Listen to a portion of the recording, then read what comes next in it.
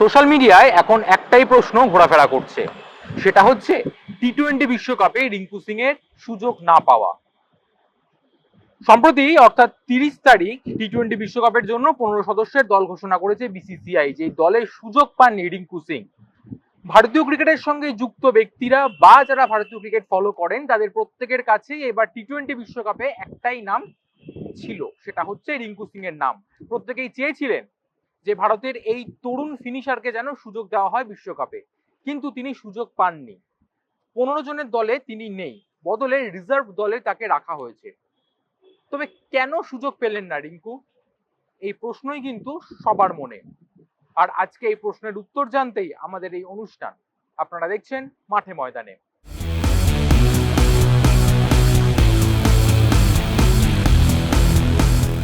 এখন সোশ্যাল মিডিয়ায় যদি বড় বিতর্ক কি সেটা বলা হয়, তাহলে সবার আগেই আসবে রিঙ্কু সিং এর নাম।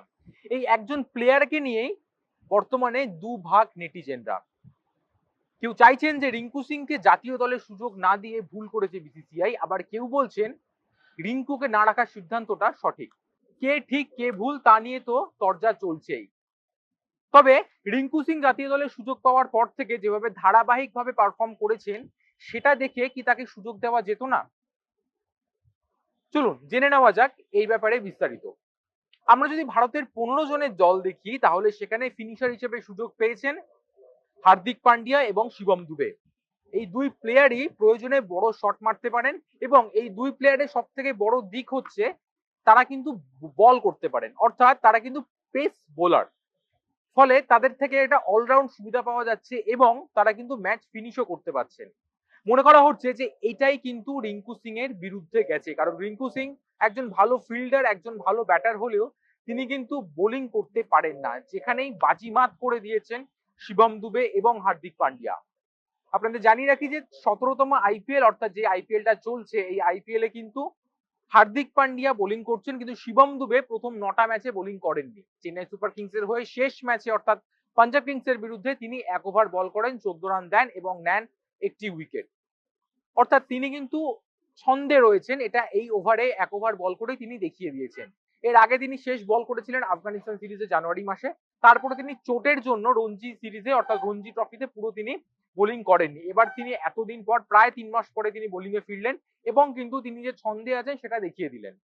অন্যদিকে যদি দেখা যায় তাহলে হার্দিক পান্ডিয়া গত ওডিআই বিশ্বকাপে চোট পেয়েছিলেন এবং চোট পাওয়ার আগে কিন্তু তিনি বল হাতে যথেষ্ট ভালো ফর্মে ছিলেন। চোট পাওয়ার পরে তিনি কামব্যাক করলেন আইপিএল এ, কিন্তু আইপিএল এ কামব্যাক করলেও তিনি কিন্তু প্রতিটা ম্যাচে 4 ওভার করে বল করছেন না। হাতে গোনা কয়েকটা ম্যাচে 4 ওভার বল করলেও অধিকাংশ ম্যাচেই তিনি কিন্তু 2 থেকে 3 ওভার বল করছেন। এটা কিন্তু একটা চিন্তার বিষয়। এর পাশাপাশি অন্য একদিকে নজর রাখলে হার্দিক পান্ডিয়া কিন্তু প্রয়োজনে রান চাপতে পারছেন না। অতিরিক্ত রান যেমন দিচ্ছেন, সেই রকমই হার্দিক পান্ডিয়ার বল করার কোনো নির্দিষ্ট জায়গা নেই। কোনো ম্যাচে তিনি প্রথম ওভার বল করছেন, কোনো ম্যাচে তিনি ডেথ ওভারে যাচ্ছেন, আবার কোনো ম্যাচে তিনি মিডল ওভারে আসছেন, কোনো ম্যাচে তিনি পাওয়ার প্লেতে বলই করছেন না। ফলে হার্দিক পান্ডিয়ার এই বোলিং পজিশন নিয়েও কিন্তু একটা প্রশ্ন থাকছে, এবং তার এই বোলিং পজিশনটা কিন্তু তার বলের পারফরমেন্সেও দেখা যাচ্ছে। তিনি যেরকম অতিরিক্ত রান দিচ্ছেন, সেরকমই তিনি কিন্তু উইকেট নিতে পারছেন না, যেটা হার্দিক পান্ডিয়ার কে আমরা বোলার হিসেবে যেই ছবি দেখে এসেছি সেটা কিন্তু ধরা দিচ্ছে না। কিন্তু বিসিসিআই এর কাছে এই দুই প্লেয়ারের গুরুত্বটা অনেকটাই বেশি, কারণ ভারতীয় দলে বর্তমান যে প্লেয়াররা সুযোগ পেয়েছেন অর্থাৎ মোহাম্মদ সিরাজ, জসপ্রীত বুমরা এবং হর্ষদীপ সিং, এদের সঙ্গে একজন ব্যাকআপ হিসাবে কিন্তু থাকতে পারবেন শিবম দুবে বা হার্দিক পান্ডিয়ার মধ্যে কেউ একজন।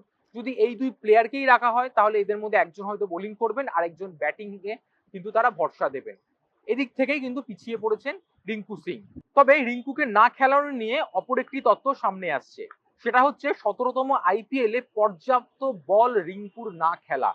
আমরা যদি দেখি তাহলে কলকাতা নাইট রাইডার্স বর্তমানে রয়েছে 2য় স্থানে। তারা কিন্তু শুরু থেকেই এই একটা স্থান তারা ধরে রেখেছে। প্রথম 4 বা প্রথম 5 এর বাইরে কিন্তু দেখা যায়নি কেকেআর ব্রিগেডকে। আর এই কেকেআর এর সাফল্যের পিছনেই অন্যতম সেরা জুটি হচ্ছে সুনীল নারিন ও ফিল সল্ট। কেকেআর এর এই দুই ওপেনারই কিন্তু ম্যাচের পর ম্যাচ দলকে ভালো শুরু দিচ্ছেন, তারা বড় রান দিচ্ছেন দল। এই দুই প্লেয়ার যখন একটা ভালো শুরু দিচ্ছেন, তখন মিডল অর্ডার বা লোয়ার মিডল অর্ডারের উপর কিন্তু চাপটা অনেকটাই কমছে। আমরা একাধিক ম্যাচের দিকে যদি নজর রাখি তাহলে আমরা দেখবো যে এই ওপেনাররাই কিন্তু 6 ওভারে ম্যাচটা কোন দিকে যাবে সেটা দেখিয়ে দিচ্ছেন, যার ফলে তার পরের দিকে যারা নামছেন অর্থাৎ মিডল অর্ডার এবং লোয়ার মিডল অর্ডারে যারা নামছেন তারা কিন্তু অনেকটাই কুল মাইন্ডে খেলতে পারছেন। এবং এর ফলে কিন্তু অনেক সময় যেটা দেখা গিয়েছে যে বিপক্ষ দলের বোলাররা কেকেআর এর সব ব্যাটারদের আউট করতে পারেননি, ফলে রিঙ্কু সিং বা আন্দ্রে রাসেলকে কিন্তু ব্যাট করতে নামতেও হয়নি, সেটা শ্রেয়াস আইয়ার বা ভেঙ্কটেশ আইয়ার ম্যাচ শেষ হওয়ার কাজটা করে দিয়েছেন। এটাই রিঙ্কু সিং এর বিপক্ষে গেছে বলে মনে করছেন অনেকে। অর্থাৎ রিঙ্কু সিং পর্যাপ্ত বল না খেলতে পারায় তিনি কিন্তু ব্যাট হাতে সেভাবে প্রমাণ করতে পারেননি, বা তিনি যেই ম্যাচগুলোতে সুযোগ পেয়েছেন সেই ম্যাচেও কিন্তু নিজের সেরাটা তিনি দিতে পারেননি, কারণ তিনি ম্যাচ টাইম কম পাচ্ছেন। আর এটাই তাকে জাতীয় দল থেকে দূরে রেখেছে বলে মনে করা হচ্ছে। পাশাপাশি আরো একটা বিষয় হচ্ছে, সেটা হচ্ছে কলকাতা নাইট রাইডার্স এর হয়ে খেলার সময় অর্থাৎ এই চলতি মরশুমেই তিনি কিন্তু তার সাইড স্ট্রেন হয়, অর্থাৎ তার পেশিতে টান ধরে। এটার জন্য তিনি বেশ কয়েকটা ম্যাচে ফিল্ডিং করেননি, তাকে ইম্প্যাক্ট প্লেয়ার হিসেবে ব্যবহার করা হয়েছিল। ফলে যেহেতু তিনি ফিল্ডিং করেননি এবং তার একটা সমস্যা ছিল শরীরে, সেটাও কিন্তু তার একটা মানে কি বলা যায় যে তার বিরুদ্ধে গেছে। অর্থাৎ তার ফিটনেসটাও কিন্তু এখানে একটা আলোচনার বিষয়। যদিও তিনি বিগত কয়েকটা ম্যাচে তিনি ফিল্ডিং করছেন এবং তিনি দুর্ধর্ষ ফর্ম দেখাচ্ছেন, কিন্তু যেহেতু তিনি প্রথম থেকে তিনি ফিট ছিলেন না, এটাই তাকে বিপক্ষে রেখেছে বলে মনে করা হচ্ছে। তবে রিঙ্কু সিংকে নিয়ে কিন্তু বিশেষজ্ঞরা এক কাট্টা। আমরা যদি দেখি তাহলে বিশ্বকাপ জয়ী প্লেয়ার কৃষ্ণমাচারী শ্রীকান্ত তিনি কিন্তু অজিত আগারকারের নেতৃত্বাধীন কমিটিকে এক হাত নিয়েছেন। তিনি রিঙ্কু সিংকে না নেওয়ায় তিনি বিস্ফোরক মন্তব্য করেছেন। তিনি তার ইউটিউব চ্যানেলে দেওয়া একটি ভিডিওতে তিনি জানান যে দলে এতজন স্পিনার না নিয়ে, অর্থাৎ দলে 4 জন স্পিনার না নিয়ে কিন্তু রিঙ্কু সিংকে সুযোগ দেওয়াই যেত। আপনাদের জানিয়ে রাখি যে ভারতীয় দল এবার 4 জন স্পিনার নিয়ে কিন্তু খেলতে নামছে। তার 4 জনের মধ্যে 3 জনই হলেন বাঁহাতি। কুলদীপ যাদব রয়েছেন, রবীন্দ্র জাদেজা রয়েছেন, অক্ষর প্যাটেল রয়েছেন এবং অপর স্পিনার হচ্ছেন যুজবেন্দ্র চাহেল। শ্রীকান্তের মতে এই 4 জনকে না নিয়ে, অর্থাৎ 4 স্পিনারকে না নিয়ে তার জায়গায় কিন্তু খেলানোই যেতে পারতো রিঙ্কু সিংকে।